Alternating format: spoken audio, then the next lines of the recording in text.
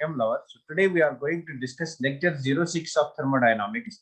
In this lecture, we'll discuss entropy of the system, and later on we'll solve certain questions based on this lecture and the lecture which we have already discussed.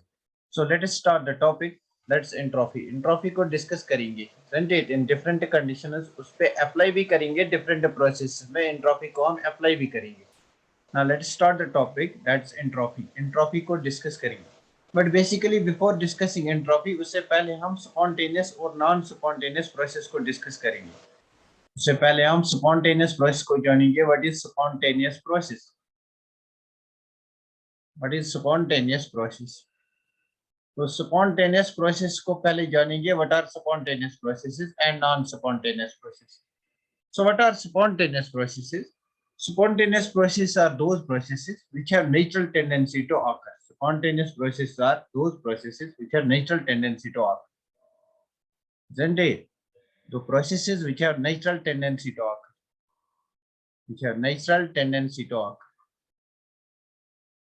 Which have natural tendency to occur, they are called as spontaneous processes. Now, what type of processes can have natural tendency to occur in one particular direction? They can occur either on their own.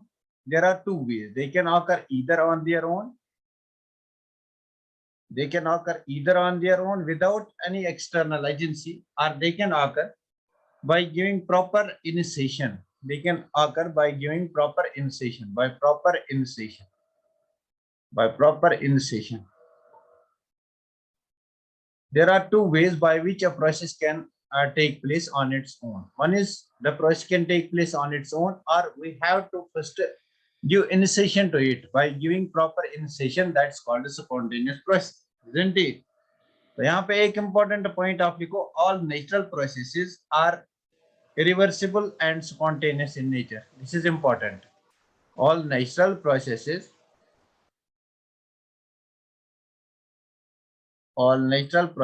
are irreversible and spontaneous in nature. This is important. ये आ सकता है statement. Are irreversible and spontaneous. And spontaneous in nature. They are irreversible and spontaneous in nature. For example, let us take examples of these spontaneous processes. And later on, we will take certain extraordinary examples as well. Extraordinary examples मतलब जो आपको लगता है कि spontaneous नहीं होंगी, लेकिन actual practice में वो spontaneous होंगी. For example, let us take certain example. Flow of water. ये मेरे पास कोई hill है. This is a hill. तो यहाँ पे फॉर एग्जांपल यहाँ से वाटर फ्लो होता है. This is flow of water from top of the hill. This is the top of hill. Flow of water from top of the hill to the bottom. This is the bottom of hill. So this process can occur on its own. This will be spontaneous process. Flow of water from top to bottom of the hill. This is water flow. This will be a spontaneous process. यहाँ पे ये process on its own हो जाएगी, isn't it? तो यहाँ पे for example मेरे पास कोई rod है. I have a metal rod. So let us say कि ये जो metal rod है, let us say कि ये जो metal rod है, it's hot on this end. It's hot on this end. So what will happen? Heat will flow from this hot end to the cold end. Let us say this is the cold end. So heat will flow from this hot end to the cold end on its own. This is also spontaneous process, isn't it? These are common practices in day-to-day life. These are common practices in day-to-day life. Flow of heat from hot end to the cold end, isn't it? तो physics में आप देखोगे flow of charge from high potential to low potential. अगर charge हमारे पास होगा, charge Q, it flows from high potential to low potential.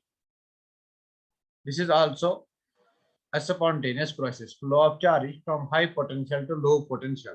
It's also a spontaneous process. Similarly, flow of gas, अगर gas molecule की बात करेंगे, it flows from high pressure to low pressure, isn't it? It flows from high pressure to low pressure. Basically, हमने first law में यही देखा था, to low pressure. So these all processes are spontaneous processes, isn't it? Flow of gas from high pressure to low pressure. These are spontaneous processes. These are certain common examples which we daily come across. These are certain common examples of spontaneous processes which we daily come across. Later on, we will discuss certain processes which seem to be non-spontaneous, but actually they are spontaneous in nature. पहले concept को discuss करेंगे. क्या spontaneous process clear हुआ? या तो spontaneous process on its own मतलब खुद हो जाएगी, या थोड़ी सी हमें इनिशिएशन देनी पड़ेगी स्पॉन्टेनियस प्रोसेस को होने के लिए. Isn't it? So for example, you can see one more example, melting of ice. Melting of ice, बताओ मुझे किस डिग्री पे होता है मेल्टिंग ऑफ आइस? कौन से टेम्परेचर पे होता है? At 25 degree centigrade. Melting of ice at 25 degree centigrade, it is spontaneous process. Melting of ice at 25 degree centigrade, it is spontaneous process. बताओ मुझे what will be this process? अगर मेरे पास यहाँ पे बीकर में वाटर है, बीकर में water है, अगर इसमें डिजॉल्व करूंगा मैं NaCl, what type of process is this? क्या ये प्रोसेस ऑन इट्स ओन हो जाएगी? Dissolution of salt in water, this is also spontaneous change. This is also spontaneous process, isn't it? Now you can quote a number of examples of spontaneous process, isn't it? मुझे लगता है कि spontaneous process क्या होता है ये आपको clear हो गया. यहाँ पे ये पार्ट इंपॉर्टेंट है, इसका स्टेटमेंट में क्वेश्चन आ सकता है. All natural processes are irreversible and spontaneous. Clear हुआ ये page? You can quote a number of example. These are all spontaneous processes. जो भी examples मैंने यहाँ पे दी, these are all spontaneous processes. We can take place on their own. Now let us see certain examples जिनको हमें proper initiation देना पड़ेगा, isn't it? The spontaneous processes that need initiation. आप इसको copy करो. I hope ये आपने copy किया होगा. Because these examples you know, everybody knows these common examples, isn't it? I hope ये आपने copy किया होगा. We'll see certain examples which are spontaneous but need proper initiation. First they need initiation, after that they proceed spontaneously. हो गया ये page आपका? You copied it? ये बहुत ही इंपॉर्टेंट कंसेप्ट है, आगे आप देखोगे कितना इंपॉर्टेंट है, खुद ही आपको पता चलेगा कि ये कंसेप्ट कितना इंपॉर्टेंट है,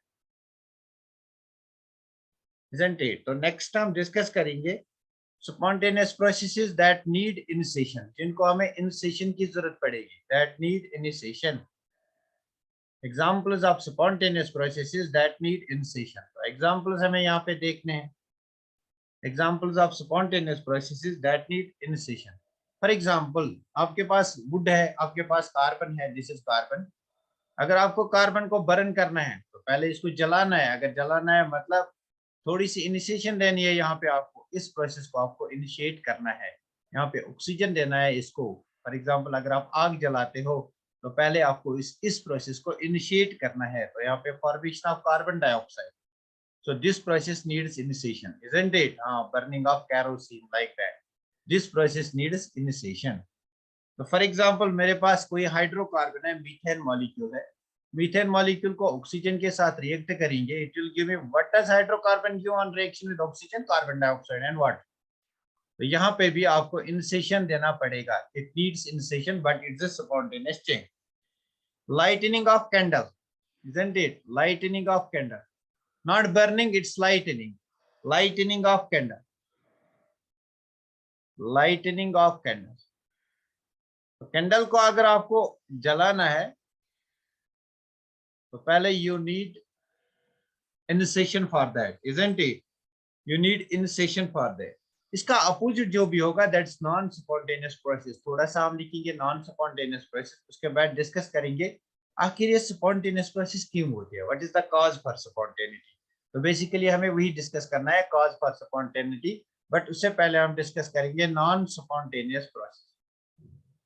नॉन स्पॉन्टेनियस प्रोसेस को डिस्कस करेंगे. So what will be non-spontaneous process? It will be opposite of spontaneous process, which cannot occur on its own or which cannot occur by slight proper initiation. It cannot occur on its own in a particular direction, which does not have a natural tendency to occur. आप लिख सकते हो, which does not have natural tendency to occur. Does not have natural tendency to occur. Natural tendency to occur मतलब खुद ब खुद ये नहीं हो जाएगा. Natural tendency to occur, it does not have natural tendency to occur, isn't it? So this process cannot occur on its own. तो ये प्रोसेस होती कैसे है? We have to supply energy from some external source. Energy from external source is required. external source is required. For this process to take place, energy from external source is required. इसका discussion आप later on करेंगे, कौन सी processes ये होंगी।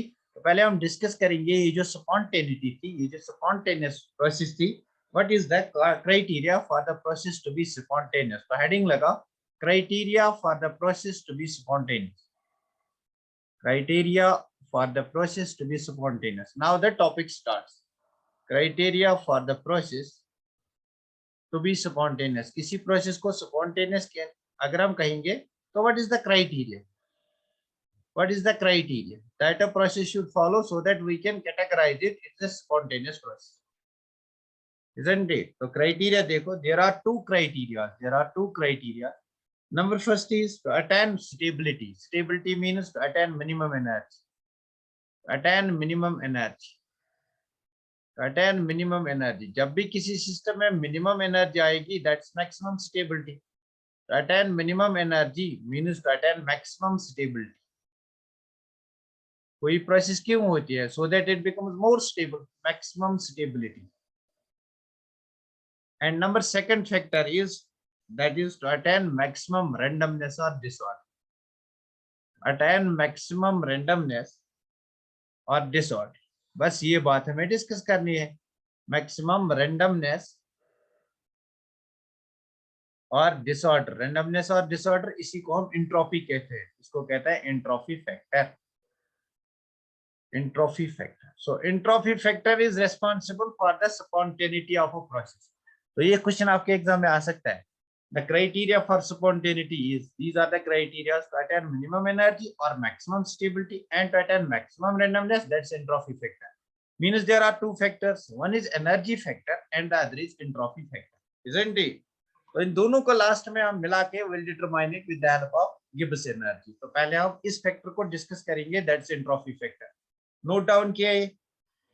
बताओ मुझे, ये आपने नोट डाउन किया? एंट्रोपी को डिस्कस करेंगे. इस एंट्रोपी फैक्टर की कहानी पहले जानेंगे, उसके बाद हम we will come to know which processes are spontaneous and which are not.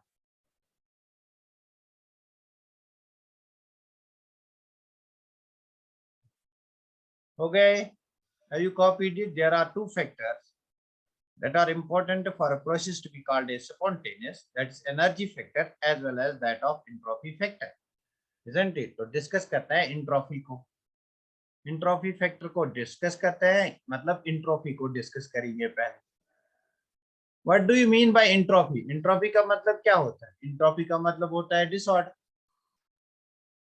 Disorder का मतलब क्या होता है? इसका मतलब होता है रैंडमनेस. इसका मतलब होता है रैंडमनेस. डिसऑर्डर का मतलब होता है रैंडमनेस. किसी भी सिस्टम में जितना डिसऑर्डर होगा उतनी उसकी एंट्रोपी ज्यादा होगी. हाँ, डिसऑर्डर और रैंडमनेस. अब डिफाइन कैसे करेंगे एंट्रोपी को? ये जो हमारे पास कोई सिस्टम है, फॉर एग्जांपल ये मेरे पास कोई सिस्टम है. इस सिस्टम में फॉर एग्जांपल मेरे पास कुछ मॉलिक्यूल्स हैं. These molecules occupy a very small space, मतलब दे आर क्लोजली पैक्ड. अगर मैं इन मॉलिक्यूल्स की डिसऑर्डर बढ़ाऊंगा, दिस इज द डिसऑर्डर, मतलब ये मॉलिक्यूल्स दूर दूर हो जाते हैं, दिस इज कॉल्ड डिसऑर्डर. तो ये मेरा डिसऑर्डर यहाँ पे है एंड दिस इज ऑर्डर. तो यहाँ पे एंट्रोपी कम है, यहाँ पे एंट्रोपी ज्यादा है. नाउ कैसे एंट्रोपी को मतलब हम डिफाइन करेंगे? Entropy is equal to, basically हम चेंज इन एंट्रोपी को यहाँ पे डिस्कस करेंगे. Change in entropy is equal to Q reversible, it is the ratio of Q reversible divided by T. So what is this Q reversible? Q reversible is the heat for a reversible change. Q reversible is the heat absorbed by the system in reversible manner at temperature T. So देखो, Q reversible is heat absorbed by the system, heat absorbed by the system in a reversible manner, in a reversible manner, in a reversible manner, heat absorbed by the system in a reversible manner. तो देखो, अगर मैं यहाँ पे temperature को increase करूंगा, अगर मैं टेम्परेचर को इंक्रीज करूंगा तो बताओ मुझे एंट्रोपी को क्या हो जाएगा? What will happen to entropy? Temperature को अगर इंक्रीज करूंगा, अगर मैं टेम्परेचर को इंक्रीज करूंगा, इंट्रोपी को क्या हो जाएगा? What will happen to entropy? नहीं नहीं, एंट्रोपी विल इंक्रीज। एंट्रोपी को एस से डिनोट करते हैं, एंट्रोपी विल इंक्रीज। एंट्रोपी को एस से डिनोट करते हैं। एंट्रोपी इंक्रीज होगी but change in entropy decrease होती है, but del S will decrease. Entropy आपकी इंक्रीज होगी विद इंक्रीज इन टेम्परेचर। हाँ, entropy will increase with increase in temperature. आप टेम्परेचर दोगे, यहाँ पे ज्यादा मॉलिक्यूलर मोशन लगेगा। ज्यादा मॉलिक्यूलर मोशन लगेगा, मॉलिक्यूल ज्यादा दूर दूर हो जाएंगे। दूर दूर हो जाएंगे मतलब डिसऑर्डर ज्यादा होगा। डिसऑर्डर ज्यादा होगा मतलब एंट्रोपी ज्यादा होगी। But in chemistry we can't determine absolute value of entropy, we can only determine change in entropy. Change in entropy यहाँ पे कम हो जाती है, isn't it? That's why ये हमारा डिनोमिनेटर में है in case of del S. So that's why we use this equation del S is equal to Q reversible by T. So we can't use this relation S is equal to Q reversible by T because this is not the relation. यहाँ पे entropy temperature अगर increase करेंगे entropy decrease होगी. It's not the entropy, it is change in entropy that decreases. Clear? So this is very important thing. यहाँ पे आप exam में confusion आपको नहीं होना चाहिए कि अगर टेम्परेचर इंक्रीज होगा तो क्या एंट्रोपी को क्या हो जाएगा, isn't it? एंट्रोपी को क्या हो जाएगा? तो इसका यूनिट निकालो। What is the unit of this Q reversible? It is joule per kelvin, isn't it? और कैलोरी पर केल्विन। जैसे आप निकालोगे, बताओ मुझे एंट्रोपी क्या है? What is entropy? It's a state function. तो एंट्रोपी अगर किसी सिस्टम की निकालनी है, this del S, it will be equal to S final minus S initial, isn't it? It will be equal to S final minus S initial. मतलब del S will be equal to S of S2 minus S1, isn't it? Where S2 is the entropy in the final state. Where S2 is the entropy in the final state. ना यहाँ पे आप conditions apply कर सकते हैं। कौन से conditions apply कर सकते हैं? अगर S final greater than that of S initial होगा, अगर एस फाइनल मतलब फाइनल एंट्रोपी ज्यादा होगी compare to that of initial entropy. बताओ मुझे डेल एस का वैल्यू क्या आएगा? This is case number first. बताओ मुझे डेल एस का वैल्यू क्या आ जाएगा? डेल एस का वैल्यू क्या आ जाएगा? What will be the value of del S? अगर एस फाइनल ज्यादा होगा, ये पॉजिटिव वैल्यू है, therefore del S will be positive, isn't it? So del S will be positive. Positive मतलब del S will be greater than 0. So this is condition number first. So what is condition number second? हाँ, very good. Condition number second, अगर entropy of मतलब S final is less than that of S initial, if S final is less than that of S initial, so what will happen? Del S will come out to be negative. मतलब S initial ज्यादा है, negative value ज्यादा है, del S will come out to be negative. Means ये जो हमारा entropy है del S, it will be less than that of 0, isn't it? मतलब del S will come out to be negative, isn't it? दो conditions यहाँ पे हमारे पास आती है। अगर entropy of final minus initial बराबर होगी, then del S will be equal to 0। This is case second. So del S can be also equal to 0 if S final is equal to S initial, then del S will be equal to 0। तो तीन conditions हमारे पास यहाँ पे आती है, isn't it? For example, अगर मेरे पास कोई केमिकल रिएक्शन है, A गिव्स B, तो व्हाट इज B? ये क्या है हमारे पास? This is product. And what is this? ये क्या है हमारे पास? This is reactant. इसकी एंट्रोपी क्या होगी? SR। इसकी एंट्रोपी क्या होगी? SP। तो बताओ मुझे, इन केमिकल रिएक्शन अगर डेल एस निकालना है, that will be equal to entropy of product minus entropy of reactant. तो यहाँ से आप निकाल सकते हो when the entropy will be positive and negative, isn't it? अगर एंट्रोपी ऑफ प्रोडक्ट ज्यादा है देन इट्स पॉजिटिव, अगर एंट्रोपी ऑफ रिएक्टेंट ज्यादा है then it is negative. Clear? Clear? इसको नोट डाउन करो और मुझे बताओ, what's entropy? Is it a state, is it an extensive property और an intensive property? Is it an extensive property or an intensive property? Entropy is it an extensive property or an intensive property?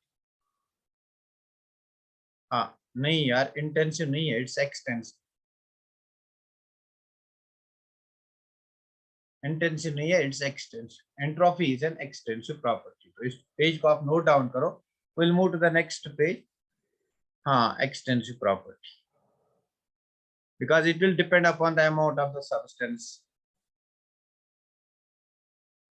Very good. तो next page पे हम discuss करेंगे जो हमारे पास entropy है del S, it's an extensive property, it's an extensive property and it's a state function. It's extensive property and state function. पहले ही दिन बताया था कौन कौन सी प्रॉपर्टीज एक्सटेंसिव है, extensive property and state and it's a state function, isn't it? This is point number second. Point number third लिखो, entropy change in a chemical reaction, del S in chemical reaction. In a chemical reaction entropy change किसके बराबर होगा? Entropy change del S will be equal to summation of entropy of products minus summation of entropy of reactants.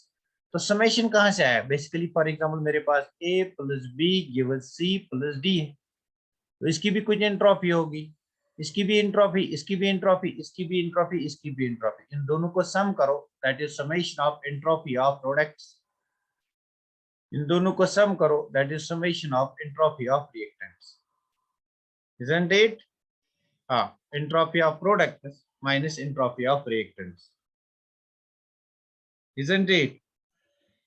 तो लिखो general equation for entropy, general equation ये बहुत ही important है, ये आपको याद रखनी है किसी भी हालत में, जनरल इक्वेशन फॉर एंट्रोपी ये याद रखना है फिलहाल आपको, फिर मैं बाद में आपको इसकी डेरिवेशन भी बताऊंगा आफ्टर 2 or 3 लेक्चर्स, तो अभी नहीं. General equation for entropy del S is equal to Q reversible divided by T, it's also equal to NCV. What is CV? Heat capacity constant volume, ln of T2 by T1 plus nr ln of V2 by V1. ये मेरे पास general equation आते हैं entropy की, ये equation आपको याद रखनी है, ये इक्वेशन आपको याद रखनी है, ये इक्वेशन आपको किसी भी कीमत में याद रखनी है. Entropy is equal to NCV ln of T2 by T1 plus nr ln of V2 by V1. Now क्यों ये इक्वेशन याद रखनी है? यू कैन, अभी आप देखोगे इस इक्वेशन को क्यों याद रखना है. NCV ln of T2 by T1 plus nr ln of V2 by V1, NCV ln of T2 by T1 plus nr ln of V2 by V1.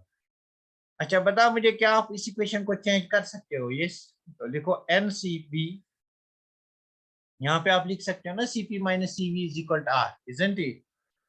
यहाँ पे आप लिख सकते हो ना CP minus CV is equal to R, तो यहाँ पे आप लिख सकते हो NCP ln of T2 by T1,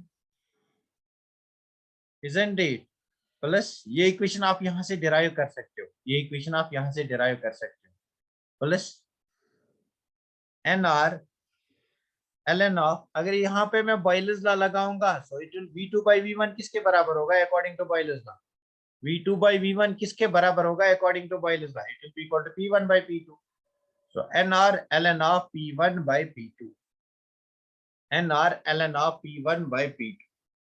या यहाँ पे आप सीधा CV लिखो, otherwise you can derive it also. हाँ, P1 by P2, P1 by P2 यहाँ पे आप डिराइव कर सकते हो. कहाँ से इस CP को लाओगे? Because you will write over here CP minus CV is equal to CP minus CV is equal to NR. CP minus CV is equal to R, isn't it? CP minus CV is equal to R. यहाँ से CV निकालो, so CV is equal to, CV को यहाँ लाओ, R को यहाँ लाओ, so CV is equal to CP minus R. बस यहाँ से आप निकाल सकते हो, isn't it? इसको यहाँ पे सब्स्टिट्यूट करना है या डायरेक्टली याद रखना, अब आप पे डिपेंड करता है कि आप इसको निकाल पाओगे, अगर नहीं तो फिर भी मुझे ये दिखाना है आफ्टर 1 or 2 लेक्चर्स. तो बेसिकली ये दो इक्वेशंस आपको याद रखने हैं, इनको नोट डाउन करो. We will discuss entropy for reversible isothermal process, for isochoric process. इसको नोट डाउन करो, ये इक्वेशन अभी आपको याद होनी चाहिए, ये इक्वेशन याद रखो, फिर यहीं पे nr V2 by V1, isn't it? फिर यहीं पे nr V2 by V1.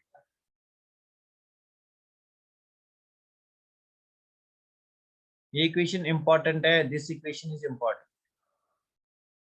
हाँ, हो गया, वेरी गुड. तो नेक्स्ट देखो, लिखेंगे now case number first. Let me write this equation again. Del S is equal to NCV ln of T2 by T1 plus N R ln of V2 by V1। ये मेरे पास general form है। तो case number first लिखो, for isothermal process, for isothermal process entropy निकालेंगे किसके लिए? For reversible isothermal process, for reversible isothermal process. बताओ मुझे आइसोथर्मल प्रोसेस में क्या कांस्टेंट है?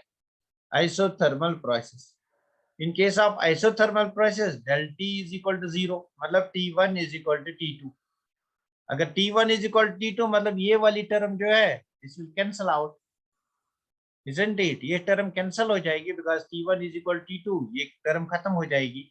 आपका डेल S जो है that will come out to be NR ln of V2 by V1। ये इंपॉर्टेंट है, इसके रिलेटेड बहुत सारे क्वेश्चंस हैं आपके प्रैक्टिस में। हाँ, तो इस इक्वेशन को अगर आप एग्जाम में यूज करोगे, कैसे यूज करोगे? Del S will be equal to, ln को कन्वर्ट करना है लॉग में, ln को अगर लॉग में कन्वर्ट करना है तो बेसिकली क्या करना है? 2.303 से मल्टीप्लाई करना है बस। So this will come out to be 2.303 NR log to the base 10 V2 by V1। काम खत्म। So this is entropy change for isothermal reversible process। Clear? Direct exam में आ सकता है। The entropy change for isothermal reversible process is equal to, the entropy change for isothermal reversible process is equal to, और इसी equation को मैं ऐसे भी लिख सकता हूं, del S is equal to NR ln of P1 by P2। इसी इक्वेशन को ऐसे भी लिख सकते हैं 2.303 log to the base 10 P1 by P2, P1 by P2, isn't it? इस इक्वेशन को ऐसे भी लिख सकते हैं, isn't it? बिकॉज यहाँ पे मैंने बॉयलेस लॉ लगाया, V1 by V2 is equal to P1 by P2। Clear?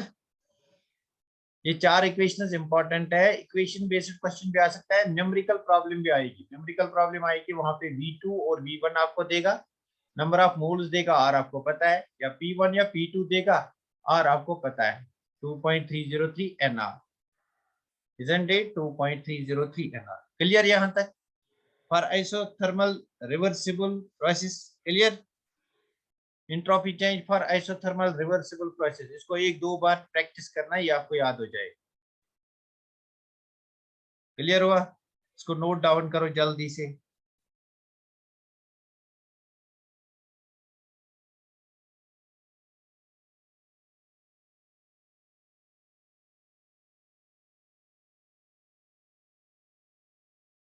हाँ, वेरी गुड। तो देखो, we can relate this equation like this, del S for isothermal reversible process is equal to 2.303 NR log to the base 10 V2 by V1, which is equal to 2.303 NR log to the base 10 P1 by P2। तो यहाँ पे भी आपका V2 by V1 is equal to P1 by P2 निकलेगा।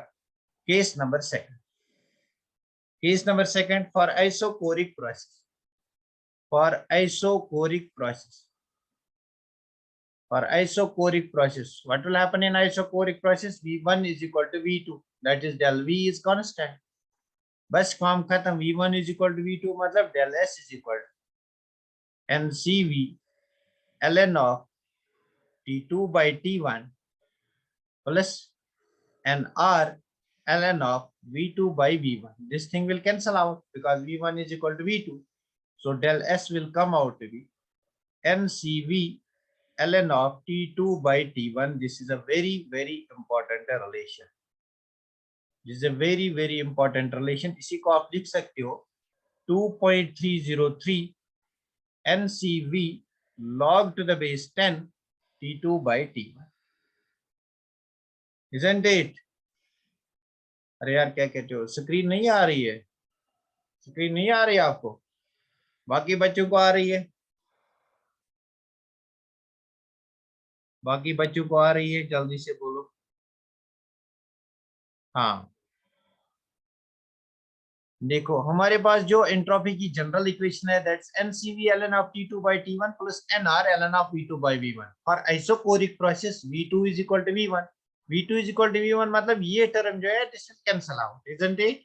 अगर ये term cancel हो गई, therefore del S is equal to mcv ln of t2 by t1। अब ln को हमें बनाना है log to the base 10, multiply करना है बाय 2.303। ln को log बनाना है, multiply by 2.303, so it's 2.303 mcv log to the base 10 t2 by t1, isn't it? कौन सी प्लस? ये टर्म ही पूरी गायब। अरे यार ये टर्म कैंसिल हो जाएगी ना, तो प्लस कहाँ रहेगा? ये टर्म जब खत्म हो जाएगी तो प्लस कहाँ रहेगा? Plus zero. ये बन जाएगा जीरो आपका फैसल, ये जीरो बन जाएगा। हाँ ये जीरो बन जाएगा, मतलब कैंसल मतलब ये जीरो बन जाएगा। एन आर, हाँ वेरी गुड, ये जीरो बन जाएगा, that's why this comes out to be this. बहुत ही इंपॉर्टेंट है, याद रखना, बहुत ही इंपॉर्टेंट है, याद रखना। केस नंबर 4, बिकॉज इस पे क्वेश्चन आएंगे अभी। Case number 4, entropy remains constant for reversible adiabatic process. Reversible adiabatic process, reversible adiabatic process. बताओ मुझे एट डायबिटिक प्रोसेस में क्या जीरो है? Q is equal to zero, isn't it? अगर Q जीरो है तो entropy को क्या हो जाएगा? Entropy will remain constant, so del S remains constant, entropy remains constant. जिस भी प्रोसेस में एंट्रोपी कांस्टेंट होगा उसको क्या कहेंगे? Iso entropic process, iso entropic process. तो क्वेश्चन बेसिकली आपको एग्जाम में आएगा, reversible at diabetic processes are isothermal, isobaric, isochoric, that they are isoentropic processes. For reversible isothermal processes, del S is equal to 0. Del S remains constant. Therefore, isoentropic processes. बहुत ही important point. एक book पे ये question है तो ये आएगा कभी ना कभी। They are isoentropic processes. Why irreversible at diabetic processes are isoentropic? Because we know that del S is equal to Q reversible by T. Q reversible at diabetic process के लिए constant है, zero है, entropy change in entropy will be equal to zero, isn't it? Now most important topic comes, that's factors affecting entropy of a system. ये entropy जो हमने discuss की, आखिर किन factors पे depend करेगा? Now let us see on what factors entropy depends. पहले इसको note down करो। इसमें सबसे ज्यादा इंपॉर्टेंट ये वाली इक्वेशंस है, और this is the most important and expected one. Equations भी बहुत इंपॉर्टेंट है, डायरेक्ट इक्वेशन बेस्ड क्वेश्चन आए। बेसिकली आपको बस एक ही इक्वेशन याद रखनी है, वो ये है NCV ln of t2 by t1 plus nr ln of v2 by v1। इसको नोट डाउन करो जल्दी से, हम डिस्कस करेंगे कौन से फैक्टर्स पे एंट्रोपी डिपेंड करेगी, कौन से फैक्टर्स पे एंट्रोपी डिपेंड करेगी।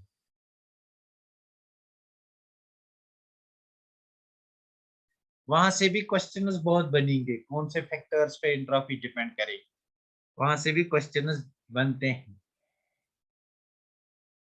हाँ very good. Now see, heading लगाओ, factors affecting entropy of a system. Factors on which del S depends, factors on which entropy depends. Del S किस पे डिपेंड करेगा?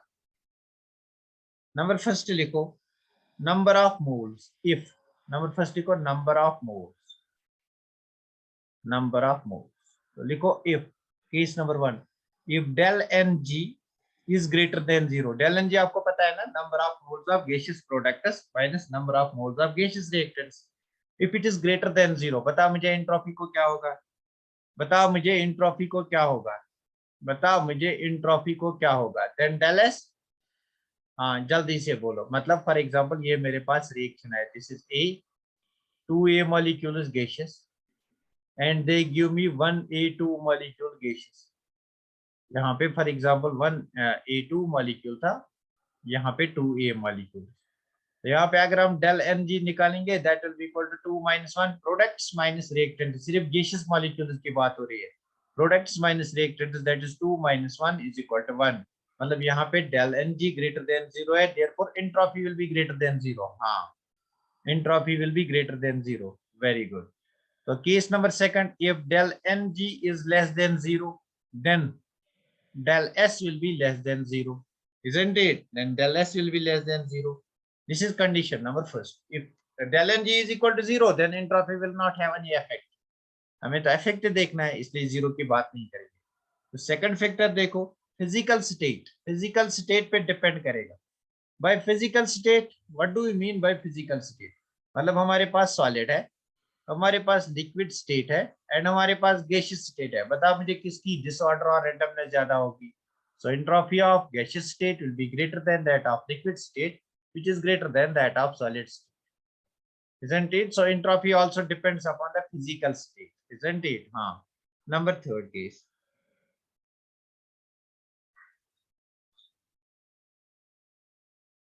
टेम्परेचर पे डिपेंड करेगा.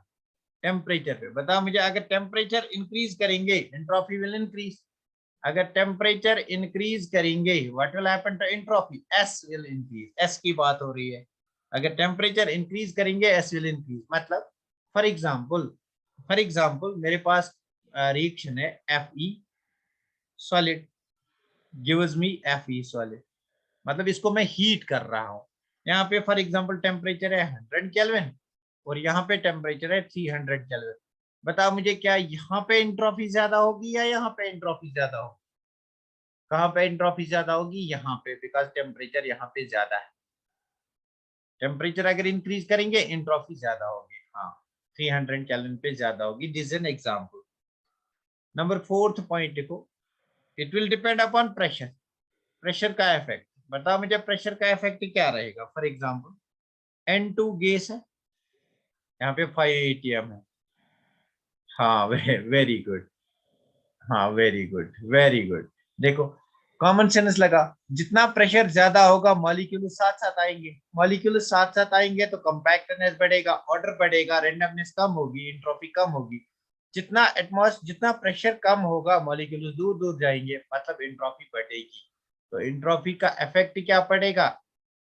हाँ, तो एंट्रोपी का इफेक्ट क्या पड़ेगा? Pressure is inversely proportional to entropy. Temperature is directly proportional to entropy, isn't it? Number of moles में हमने देखा, अगर गैसियस मोल्स की बात करेंगे, जितने गैसियस मोल्स ज्यादा होंगे एंट्रोपी ज्यादा होगी. These are certain factors which affect the entropy of the system. Clear? ये फैक्टर सबको क्लियर हो गए. On what factors entropy of the system depend, सबको क्लियर हो गए. अगर ये फैक्टर सबको क्लियर हो गए तो ये वाला क्वेश्चन आप पहले करो. इस क्वेश्चन का मुझे पहले आप आंसर बताओ. Let me take a question. यहाँ पे मैं एक क्वेश्चन दूंगा, इस क्वेश्चन का मुझे आंसर बताओ. हाँ, यहाँ पे इस क्वेश्चन का आंसर बताओ. Change in entropy is negative for. तो क्वेश्चन हमारे पास है, change in entropy is negative for. Change in entropy is negative for. तो पार्ट नंबर 1 हमारे पास है Br2 liquid gives Br2 gas. बताओ एंट्रोपी बढ़ती है कम होती है? This is part number 1. Let us take part number 2. Pressure का फिर से बोलिए. अच्छा, फिर से बोलो. देखो, मेरे पास यहाँ पे कंटेनर है, तो इस कंटेनर में गैस मॉलिक्यूल्स है. अगर मैं यहाँ पे इनका प्रेशर इंक्रीज करूंगा ऊपर से, बताओ मुझे ये गैस मॉलिक्यूल्स क्या हो गए? साथ साथ आएंगे. साथ साथ आएंगे तो डिसऑर्डर कम हो जाएगा. वहीं पे अगर मैं दूसरा कंटेनर लूंगा, इसमें भी यही गैस मॉलिक्यूल्स लूंगा, लेकिन प्रेशर को कम करूंगा, तो यहाँ पे ये मॉलिक्यूल्स दूर दूर जाएंगे. दूर दूर जाएंगे मतलब डिसऑर्डर ज्यादा होगा. That means pressure is inversely proportional to entropy. Clear? Sakina, clear हुआ? सो फॉर एग्जाम्पल मेरे पास दूसरी इक्वेशन है, carbon solid plus water vapour, that is water gases, gives me carbon monoxide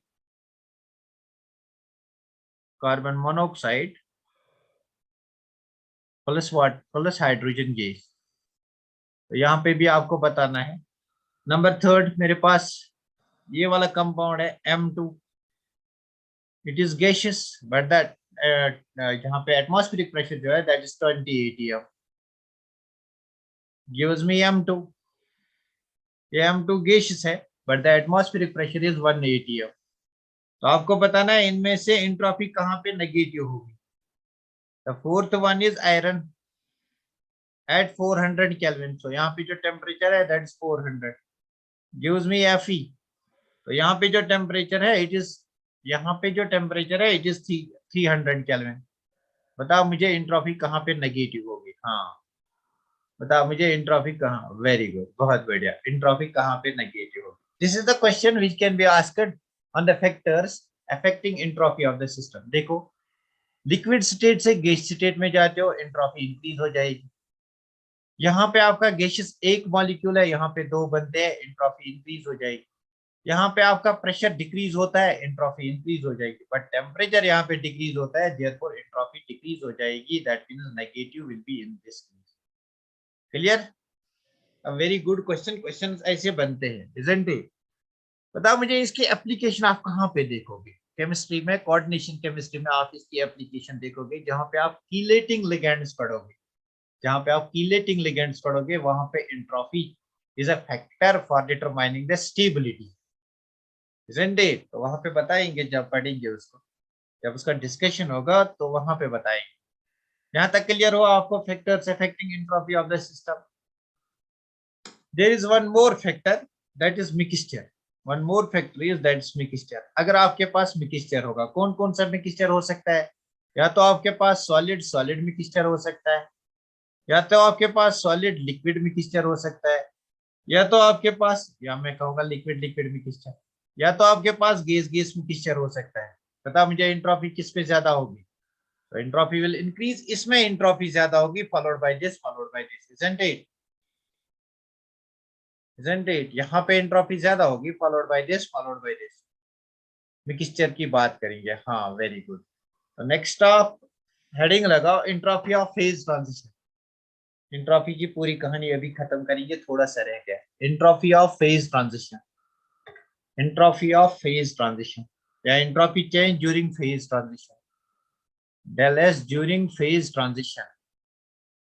phase transition, phase transition मतलब जहां पे दोनों phases exist करते हैं, जहां पे आपका लिक्विड चेंज होगा, वेपर में वेपर चेंज होगा, लाइक दैट। तो देखो फॉर एग्जांपल हम फेज ट्रांजिशन को यहाँ पे बनाएं। यहाँ पे मेरा सॉलिड है और यहाँ पे मेरा लिक्विड है। बताओ मुझे अगर सॉलिड को लिक्विड में कन्वर्ट करेंगे, what is this process called? This is a reversible process. What is this process called? Solid को अगर लिक्विड में चेंज करेंगे, what is this process called? Solid into liquid, it's called fusion. This process is called fusion. Melting या fusion. This process is called fusion or melting.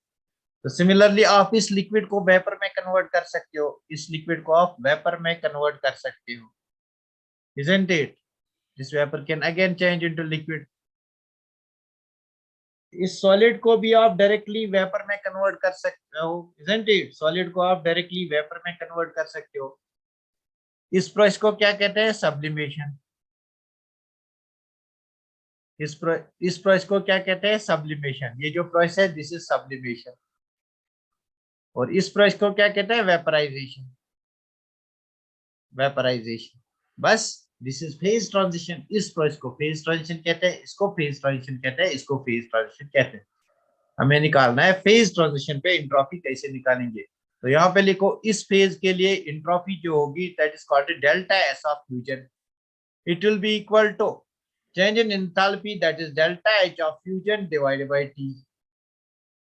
Delta H of fusion divided by T. यहाँ पे delta S of vaporization. Delta S of vaporization. It will be equal to delta H of vaporization divided by T. यहाँ पे delta S of sublimation, यहाँ पे delta S of sublimation. It will be equal to delta H of sublimation divided by T. इस पे बहुत सारे questions आए हैं इन तीन इक्वेशंस पे। These three equations are very important.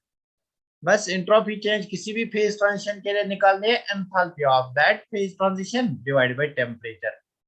तो these three equations are important. ये रहा आपका एंथैल्पी ऑफ फेज ट्रांजिशन। तो शॉर्टकट फॉर्म में मैंने इसको बताया आपको, क्लियर हुआ?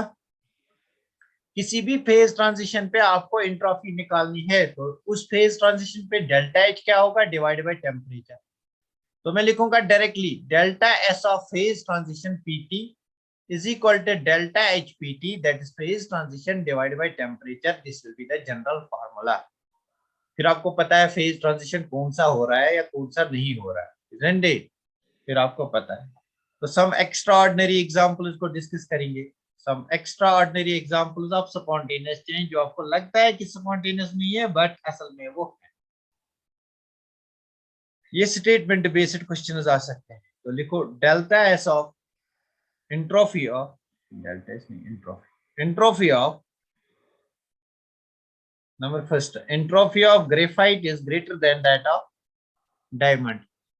Entropy of graphite is greater than that of entropy of diamond. This is one thing. Number second important point, बताओ मुझे, मेरे पास एक कंटेनर है, इस क्वेश्चन का आंसर मुझे आप दे। मेरे पास एक कंटेनर है, इस कंटेनर में मेरे पास सिल्वर आयन्स प्रेजेंट है, मतलब सिल्वर आयन्स आ रही है, तो इस कंटेनर में मैं सिल्वर आयन्स के साथ मिक्स करता हूं HCl, यहां से मैं HCl ऐड करता हूं, मतलब आई एम एडिंग HCl। तो बताओ मुझे, after addition of HCl will the entropy of the system increase और डिक्रीज? बताओ मुझे, after addition of HCl will the entropy of the system increase और डिक्रीज? डिक्रीज। क्यों डिक्रीज होगा? What is the reason? अगर डिक्रीज होगा तो, हाँ वेरी गुड, बहुत बढ़िया।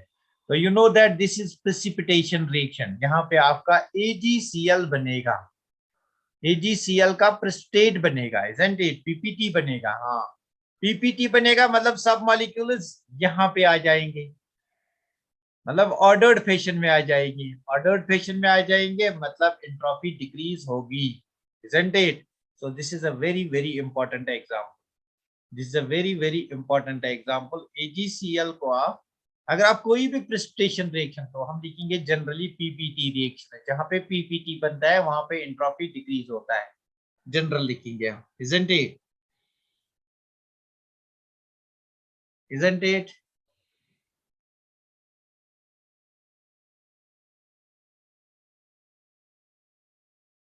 क्लियर हो गया इसका? ये आपने नोट डाउन किया?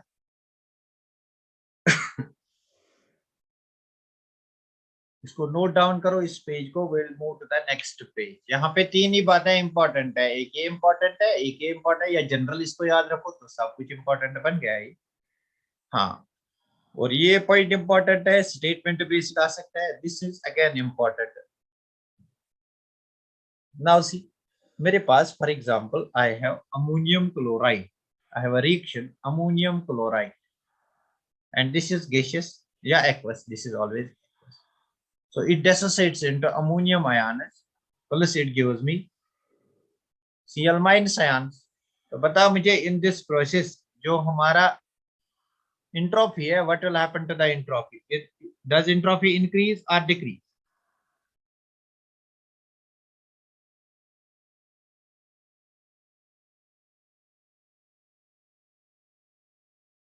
डिक्रीज। व्हाई? देखो सिंस दिस इज एक्वस, मतलब मेरे पास कोई कंटेनर है, इस कंटेनर में मेरे पास पहले अमोनियम क्लोराइड आयन था, अमोनियम क्लोराइड मॉलिक्यूल था। अब मैंने इसको एक्वस सॉल्यूशन में लिया, मतलब ये डेसोसिएट हो गया, डेसोसिएट हो गया, तो यहाँ पे मेरे अमोनियम आयन्स बन गए और क्लोराइड आयन्स बन गए। तो basically number of ions increase होंगे, ये ज्यादा मूव करेंगे, they will move towards the respective electrons. अगर हम इलेक्ट्रोलिसिस करेंगे तो ज्यादा मूवमेंट इसमें होगी, देयरफॉर एंट्रोपी इंक्रीज होगी, isn't it? या नंबर ऑफ आयन्स इंक्रीज होंगे, एंट्रोपी इंक्रीज होगी, बस सिंपली। हाँ, number of ions will increase, entropy will increase. अच्छा बताओ मुझे ये वाली example, boiling of reversible process, इसमें जो सिस्टम और सराउंडिंग्स होता है उनके बीच में थर्मल इक्विलिब्रियम होता है। System and surroundings in a reversible process, in a reversible process, this is important thing, in a reversible process में RP लिखूंगा, reversible process, the system and surroundings, the system and surroundings are in thermal equilibrium with each other, the system and surroundings are in thermal equilibrium with each other, are in thermal equilibrium at every stage of the reaction, are in thermal equilibrium, isn't it? तो इसी को कहते हैं हम actively reversible process. So what is meant by this, इसका मतलब क्या है कि system and surroundings are in thermal equilibrium, मतलब जितनी हीट सिस्टम से जाएगी उतनी हीट सराउंडिंग से एब्जॉर्ब करेगी, या जितनी हीट सराउंडिंग से आएगी उतनी हीट सिस्टम एब्जॉर्ब करेगा, इजंट इट? मतलब अगर मैं लिखूंगा यहाँ पे डेल्टा एस ऑफ सिस्टम, पता मुझे किसके बराबर होता है, क्यू बाई टी। तो लेट अस से it is minus Q by T. What do you mean by minus Q? मीनस system releases heat. ये मेरे पास कोई सिस्टम है, सिस्टम में कुछ मॉलिक्यूल्स है। Now this system releases heat to the surrounding, so Q is taken to be negative. तो यहाँ पे अगर मैं इसके लिए एंट्रोपी लिखूंगा इस सिस्टम के लिए, that will be delta S will be equal to minus Q by T, means system releases heat to the surrounding. Now, since system and surrounding is this cold is surrounding, since system releases heat to the surrounding will accept this heat. Therefore, अगर मैं surroundings के लिए यहाँ पे delta S of surroundings लिखूंगा, that will be equal to plus Q by T. Why plus Q by T? Because system and surroundings they are in equilibrium with each other. मतलब यहाँ पे temperature भी बराबर होगा. Therefore, I will write delta S of surroundings will be equal to plus Q by T, isn't it? तो ये दो points मेरे पास आते हैं from reversible process. Delta S of system is equal to minus Q by T, delta S of surroundings is equal to plus Q by T. या आप इसको इस ऐसे भी लिख सकते हो, delta S of system is equal to plus Q by T, delta S of surroundings is equal to minus Q by T, isn't it? अगर मैं डेल्टा एस ऑफ यूनिवर्स निकालूं, what is universe equal to? Universe is equal to system plus surrounding, means universe की entropy अगर देखेंगे that will be delta S of system plus delta S of surrounding, isn't it? तो यहाँ पे लगा value delta S of system का minus Q by T, delta S of surrounding is plus Q by T. So this will come out to be 0, isn't it? So this will come out to be 0. Entropy of the universe comes out to be 0 for reversible process. For reversible process, delta S total comes out to be 0. You can call this also del S total. So del S total for reversible process, जब भी हमारे पास कौन सी process होगी, reversible process, it's equal to 0. Clear? तो ये बात इंपॉर्टेंट है, दिस इज वेरी इंपॉर्टेंट। फिर मैं लास्ट पे एक ही इक्वेशन लिखूंगा, आपको यहाँ पे समझना है कि जब भी डेल एस इक्वल टू 0 होगा, टोटल एंट्रोपी जब भी सिस्टम और सराउंडिंग इसकी 0 होगी, that means the process is reversible, isn't it? यहाँ तक क्लियर हुआ सबको? ये बात सबको क्लियर हो गई कि जब भी हमारे पास रिवर्सिबल प्रोसेस होगी, in that reversible process system and surrounding is they are in thermal equilibrium with each other. Thermal equilibrium means temperature is same, temperature is same means जितनी हीट रिलीज होगी उतनी यहाँ पे अब्जॉर्ब होगी। That's why मैंने यहाँ पे लिखा माइनस क्यू बाई टी, यहाँ पे प्लस क्यू बाई टी। तो अगर टोटल एंट्रोपी को निकालेंगे that will be equal to system plus surroundings, that's minus Q by T plus Q by T, overall that will be equal to 0। बता मुझे ये बात क्लियर हो गई सबको? सबको ये बात क्लियर हो गई? For a reversible process, delta S total is equal to 0. Direct आ सकता है एग्जाम में। For a reversible process, delta S total is equal to 0. हाँ, वेरी गुड। इसको नोट डाउन करो। For a reversible process, delta S total is equal to 0. Now let us deduce delta S total for a reversible process. Now let us deduce delta S total for a reversible process. हाँ, तो next हम discuss करेंगे total entropy change for irreversible process. Total entropy change, total del S in irreversible process. What is irreversible process? जहाँ पे हर stage पे आपका equilibrium maintain नहीं होता है, isn't it? इक्विलिब्रियम मेंटेन नहीं होता है मतलब आपको दो डिफरेंट टेम्परेचर्स पे काम करना पड़ेगा, isn't it? तो लेट अस से कि जो हमारे पास सिस्टम है, उसका टेम्परेचर है T1 and that of surrounding जो हमारे पास सराउंडिंग्स है उसका टेम्परेचर है T2। सराउंडिंग्स का टेम्परेचर T2, isn't it? इसका टेम्परेचर T1 है, इसका टेम्परेचर T2 है। लेट अस से कि हीट फ्लो होती है from the system to the surroundings, मतलब सिस्टम से हीट लॉस होती है। मतलब सिस्टम के लिए अगर मैं डेल्टा एस सिस्टम लिखूंगा, since heat is lost therefore negative sign is to be used, minus Q divided by T. And surroundings के लिए अगर मैं डेल्टा एस लिखूंगा, delta S surroundings, this will be equal to plus Q divided by T2। यहाँ पे temperature difference है, isn't it? यहाँ पे टेम्परेचर डिफरेंस। तो लेट अस कंसीडर कि ये जो सिस्टम का टेम्परेचर है it's more than that of surroundings, T1 is greater than that of T2। तो यहाँ हम एजम्पशन यहाँ पे मान के चलेंगे कि T1 is greater than that of T2।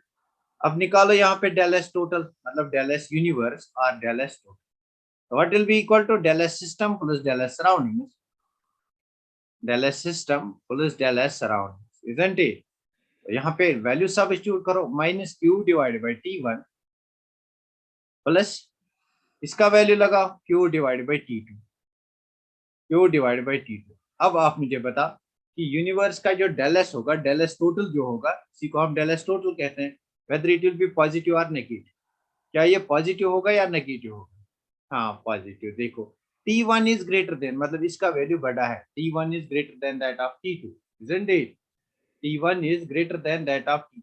Since T1 is greater than that of T2, T1 is greater than that of T2, therefore ये जो del S total होगा या del S universe होगा, it will be positive. Positive मतलब it will be greater than 0, मतलब or we can say del S total, it will be greater than 0. तो हमारे पास del S के लिए दो कंडीशन आ गई, दो कंडीशन आ गई del S के लिए।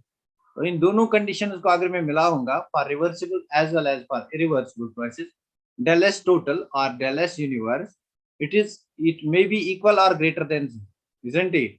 तो इक्वलिटी साइन किसके लिए है? This sign is for reversible process. और ये ग्रेटर साइन किसके लिए है? This is for irreversible process, irreversible process. Clear? बस ये इंपॉर्टेंट पॉइंट आपको याद रखना है, इक्वलिटी साइन किसके लिए है और ये ग्रेटर साइन किसके लिए है। तो यहाँ से कौन से क्वेश्चंस बनते हैं, लेट अस सी। क्लियर हुआ? क्लियर हुआ? इरिवर्सिबल प्रोसेस का मतलब क्या है? इरिवर्सिबल प्रोसेस का मतलब स्पॉन्टेनियस प्रोसेस। स्पॉन्टेनियस प्रोसेस का मतलब क्या है?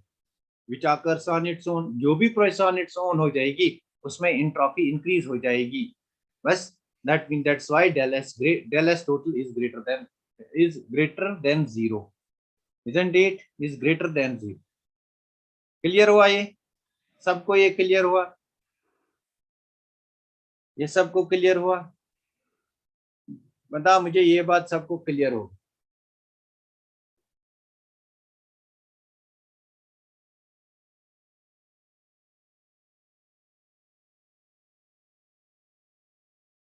हाँ very good,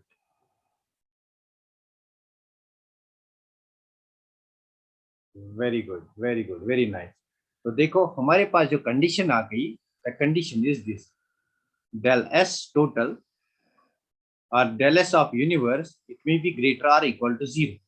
Greater is the condition when the process is irreversible, मतलब ये जो कंडीशन है this is for irreversible. Irreversible जब हमारे पास प्रोसेस इरिवर्सिबल होगी, और ये जो इक्वलिटी साइन है दिस इज फॉर रिवर्सिबल। तो यहाँ पे इन दोनों को हम अलग अलग करेंगे, del S total is greater than that of 0, del S total is equal to 0, isn't it? मतलब अगर हमारे पास del S total greater than 0 है, now three cases में arise। Case number 1, if del S total is greater than 0, then the process is irreversible and spontaneous, then the process is spontaneous and irreversible। This is condition number 1। condition number 2, अगर हमारे पास del S total equal to 0 है, अगर हमारे पास del S total equal to 0 है, so what is the condition? Process is at equilibrium, process is at equilibrium। और अगर हमारे पास del S total is equal to negative, so what is the condition? The process is non spontaneous, non spontaneous। तो basically हम criteria of spontaneity को discuss कर रहे हैं। हमने कल देखा दो कंडीशन होती है, एक होता है हमारा एनर्जी फैक्टर और एक होता है हमारा एंट्रोपी फैक्टर, एंट्रोपी फैक्टर। तो इन दोनों फैक्टर्स को मिला के हमारे पास एक इक्वेशन आ गई, that's called Gibbs free energy. तो डिस्कस करेंगे गिब्स फ्री एनर्जी को। यहाँ तक क्लियर हुआ? This is in terms of entropy, this is very very important, this is very very important, this is very very important, and this equation is very very important. यहाँ पे आपको थोड़ा सा समझना है कि greater than 0 means reversible and spontaneous process, equal to 0 means reversible process, isn't it? Isn't it? हो गया? ये नोट डाउन किया इसको? अगर नोट डाउन किया तो हम डिस्कस करेंगे गिब्स फ्री एनर्जी को, और उससे पहले हम डिस्कस करेंगे second law of thermodynamics, basically यहीं से आया। यहाँ से सेकंड लॉ ऑफ थर्मोडायनामिक्स आया, SLOT यही से आया, second law of thermodynamics. So what does second law of thermodynamics say? Second law of thermodynamics says that all natural processes, जो भी हमारे पास natural processes होते हैं, जो भी हमारे पास natural processes होते हैं, they are irreversible and spontaneous. All natural processes are irreversible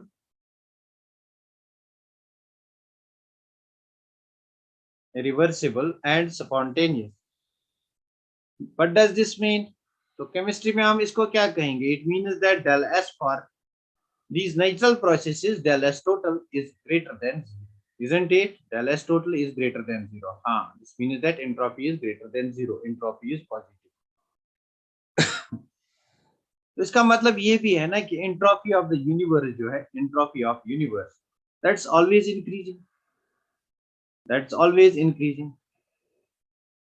तो जो आपने बचपन में बिग बैंग थ्योरी के बारे में सुना होगा, बिग बैंग थ्योरी मतलब एक्सप्लोजन हो गया, समथिंग हो गया, मतलब एंट्रोपी इंक्रीज हो गई, तो उसके पीछे यही कारण है, उसके पीछे यही कारण है, del S of the universe it's continuously increasing, isn't it? It's continuously increasing. Del S of the universe it's continuously increasing. Entropy increases. That means entropy increases मतलब कि प्रोसेस जो है that is spontaneous. यहाँ पे जो condition apply होती है, it means that जो प्रोसेस है that is spontaneous. It means that जो प्रोसेस है that will lead to the more randomness, that will lead to the more disorder, more randomness. जो भी नेचुरल प्रोसेस होते हैं, फॉर एग्जाम्पल देखो, for example कहीं पे अर्थक्वेक होता है, बताओ मुझे वहां पे डिसऑर्डर ज्यादा होता है कम होता है? बताओ मुझे, अगर कहीं पे नेचुरल प्रोसेस अर्थक्वेक हो गया तो वहां पे अभी तो हो गया, अभी अभी कुछ 1 घंटा पहले भी हो गया था कहीं पे, तो बताओ मुझे अगर कहीं पे अर्थक्वेक होगा दैट्स अ नेचुरल प्रोसेस, तो उससे क्या होगा? उससे रैंडमनेस बढ़ जाएगी, उससे डिसऑर्डर बढ़ जाएगा, मतलब उससे क्या होगा? उससे एंट्रोपी इंक्रीज होगी. क्लियर फैसल? Entropy increase.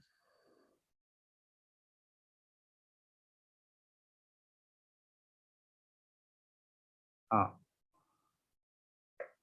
तो according to second law of thermodynamics, जो भी हमारे पास डेल एस टोटल होगा दैट्स ऑलवेज ग्रेटर देन 0, मतलब del S of universe is always greater than 0, which implies that del S of system plus del S of surroundings is always greater than 0. This is second law of thermodynamics, SLOT.